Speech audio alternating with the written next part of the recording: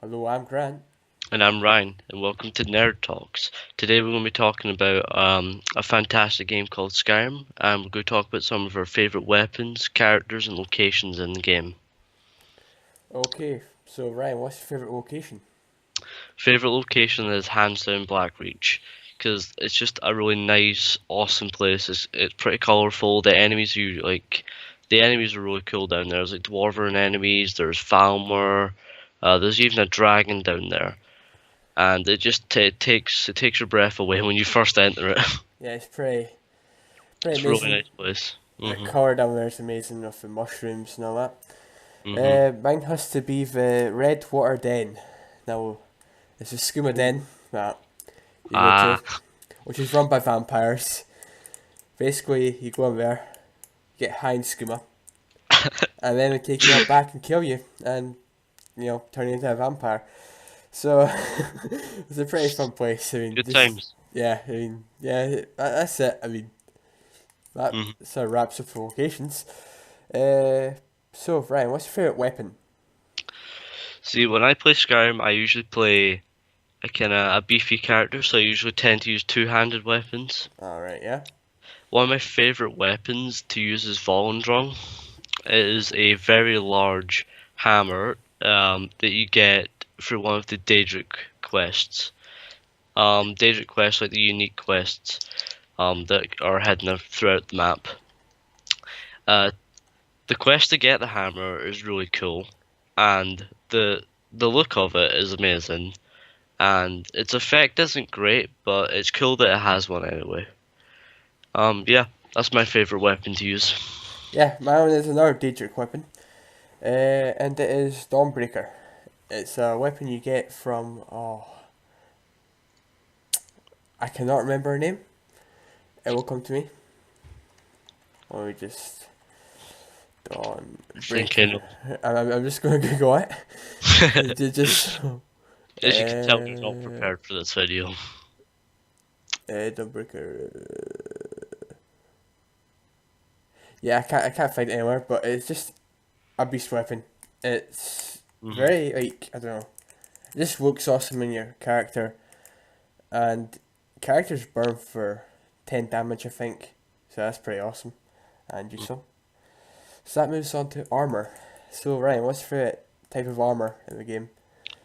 My favorite armor set, I don't even remember what I initially picked, but I've got to say Dwarven set is one of my favorite. It is. I love everything about it. Its colors amazing. The look of it, the helmet's badass, and the blue kind of skirt. It's Alright, really yeah. cool. I like the shield. It's just like I don't know. It's like a Yeah, big the shield. shield. Mhm. It looks like when you shield bash somebody, or like Yeah. kill them instantly, like break all their bones in Mhm. their body. I love most of the dwarven stuff. So yeah, I've got to say the dwarven armor. Nice. My one is the Stalrim white armor, not a heavy one. I mean, heavy one is good, but white armor just I don't know. It just looks better. I mean, I don't know. I think it's the horns of a helmet, as in I don't know. That's basically what it is. It just looks good. It's better than ebony, so Mhm. yeah. That's it basically. All right. And that moves on to our favorite pet. Oh, favorite pet. Yeah, Um. Now the only good thing about becoming a vampire is that you can get the Death Hound, and the Death Hound just looks badass. It's really cool to have with you. yeah, it is pretty awesome. Mhm. My one has to be the right wings for which are, if you didn't notice, they are basically like goblins that you get by becoming their leader, which is really weird. And you have to go and kill all these Nords that because the Reichwins took over a meat hall. And you have to go and kill them after you've like got the spore back. It's really weird, but we're just like we're practically useless in a fight. Yeah, I remember slaughtering them. Yeah, I mean Plenty of them. it's like one hit kill for them, and there's hundreds of them, so it doesn't matter. But it's just we just make a fight noise like Mhm. yeah, you're strong. And it's like that. So that's just like I don't know, one of my favorite Mhm. pets to have. Well, it's a follower, but it classes as a pet. because you can have a pet and a follower. So you can have a Rayquan and a follower. It's weird. Okay, so Ryan, what's your favourite follower? My favorite follower would be the companion Farkas.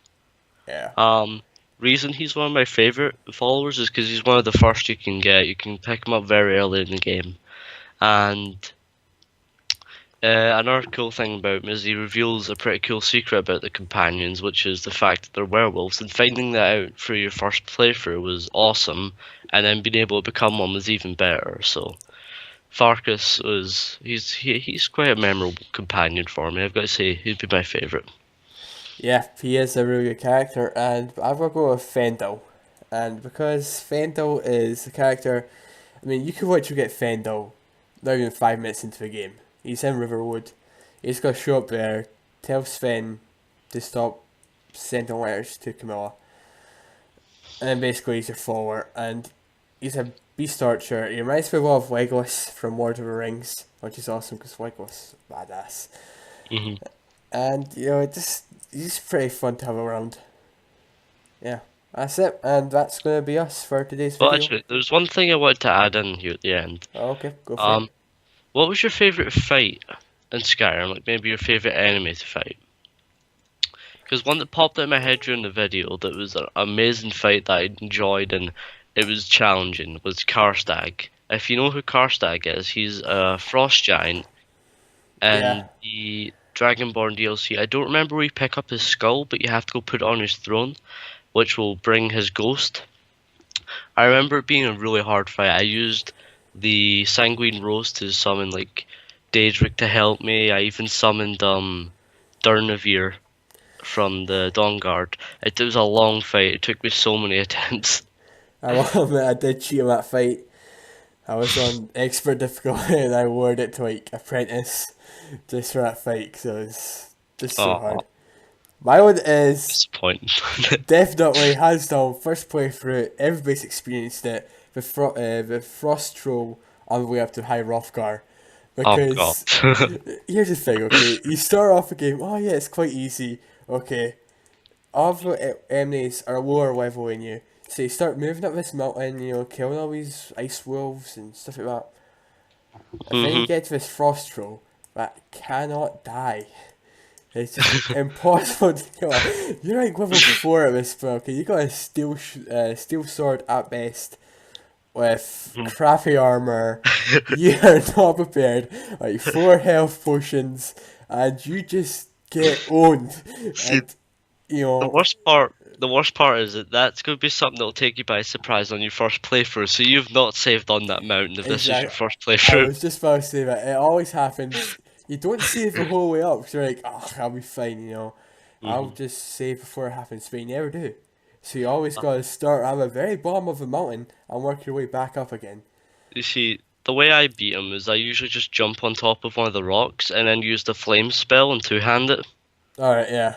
and then just kill him that way. That'll take out his health pretty quickly. I just get a follower, like Fendel. Yeah, just take a follower, let him charge, and then you stand back with some arrows. Oh no, I just run. I just like run past him and just keep running Oh, up. okay. And then when I come back later when I'm like higher level High and level. yeah, just It's like like remember me. kill him in one shot. All right. Right, I that's think that gonna be it. wraps up. Yeah. So thank you guys for watching. And yeah. Catch you in the next one.